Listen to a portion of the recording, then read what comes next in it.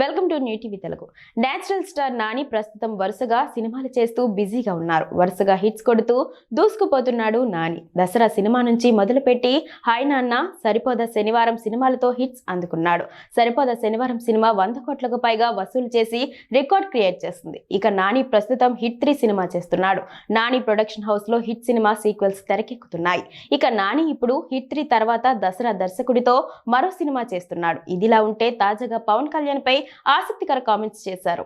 Nani recent గా రానా host గా చేస్తున్న షోకు హాజరయ్యారు. నాని మాట్లాడుతూ పవన్ కళ్యాణ్ సినిమాల్లోనే కాదు, ఆయన రాజకీయాల్లోనూ పవర్ స్టారే అని నాని అన్నారు. పవర్ స్టార్ పవన్ కళ్యాణ్ ప్రస్తుతం సినిమాల్లోనూ రాజకీయాల్లోనూ బిజీగా గడిపిస్తున్నారు. ప్రస్తుత ఏపీ డిప్యూటీ సీఎం గా బాధ్యతలు నిర్వర్తిస్తున్నారు అని నాని చెప్పుకొచ్చారు. సినిమాల్లో పవన్ కళ్యాణ్ స్టార్ గా ఎదిగిన విషయం అందరికీ తెలిసిందే. అలాగే రాజకీయాల్లోనూ అదే స్థాయిలో ఎదిగారు పవన్ కళ్యాణ్. అక్కడ కూడా పవర్ స్టార్ అని నిరూపించుకున్నారు. ఎంతో మందికి స్ఫూర్తినిచ్చారు అని నాని తెలిపారు.